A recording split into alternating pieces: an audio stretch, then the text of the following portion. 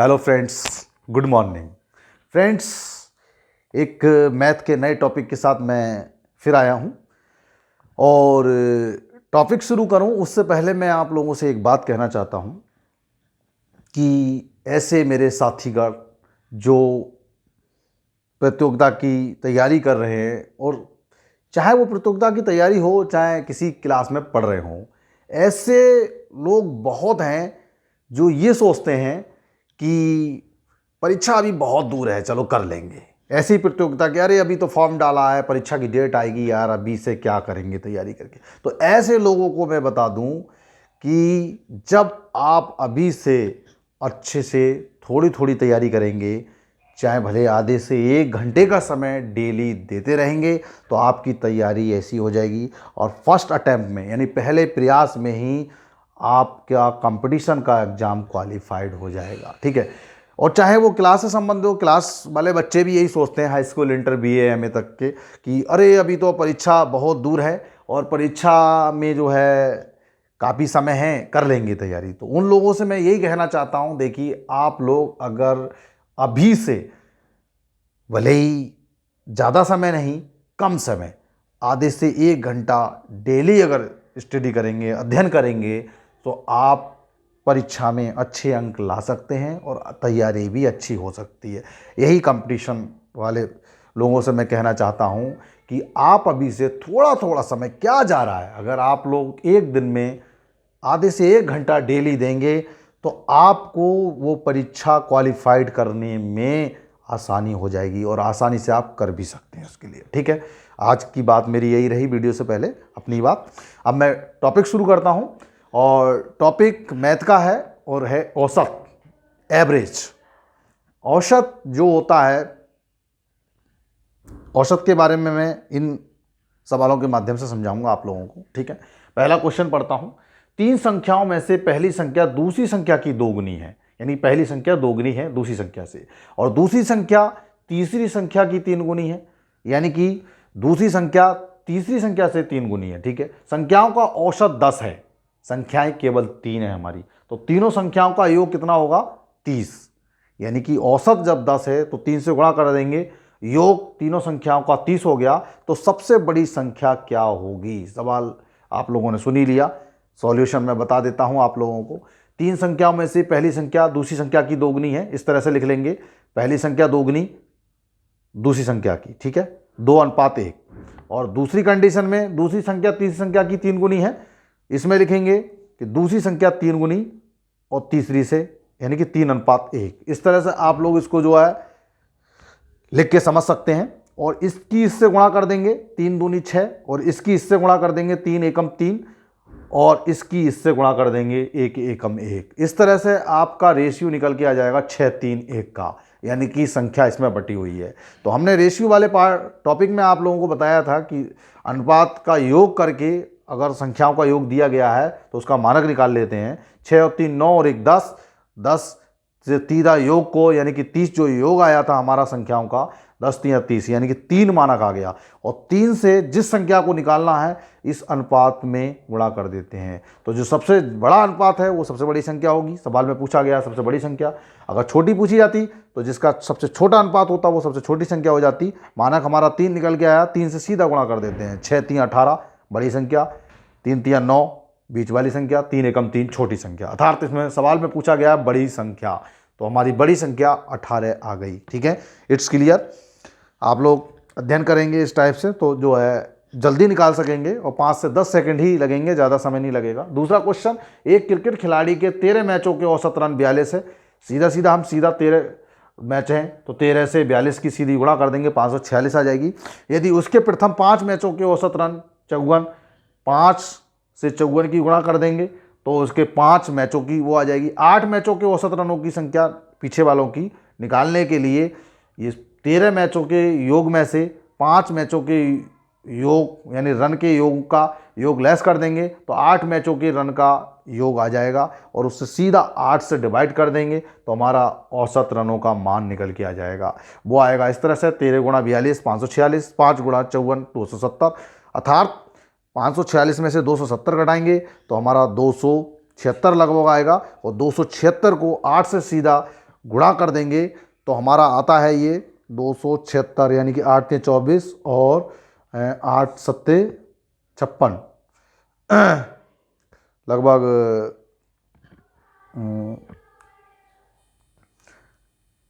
34.6 लगभग आ रहा है, जो भी है लगभग में पॉइंट में आएगा। ठीक है, इस तरह से इसको हल कर देंगे। ठीक है, तीसरा क्वेश्चन, यहाँ थोड़ा ध्यान देने वाली बात है, ये क्वेश्चंस कई परीक्षा में पूछे जा चुके हैं, एसएससी में और बैंक क्लर्क वाले में भी पूछा था इसको, और अदरवाइज और परीक्षा में भी पूछा जा सकता है क्योंकि कॉमन होती है मैथ।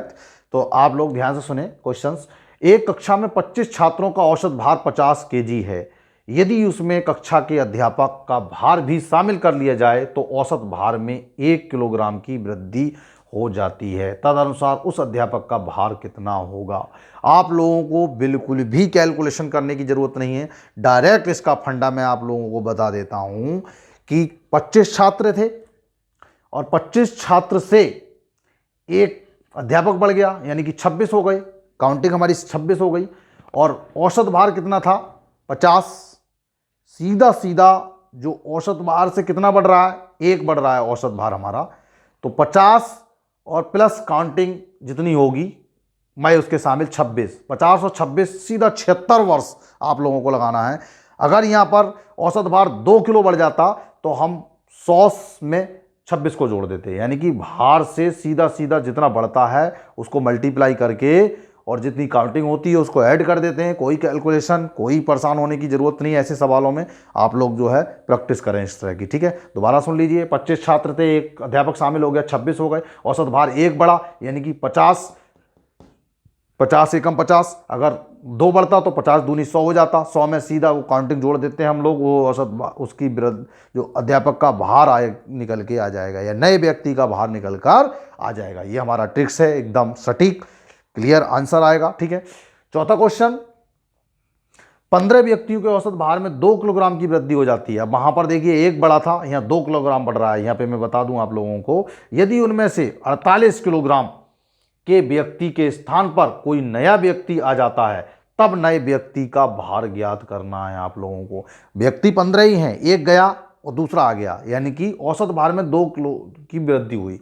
तो औसत भार में जब 2 किलो की वृद्धि हुई तो टोटल वजन में कितनी होगी, ये हम सीधा 15 व्यक्ति जो आ रहे हैं उनसे सीधा गुणा कर देंगे, 15 दूनी 30, यानी 30 किलोग्राम की वृद्धि हो गई।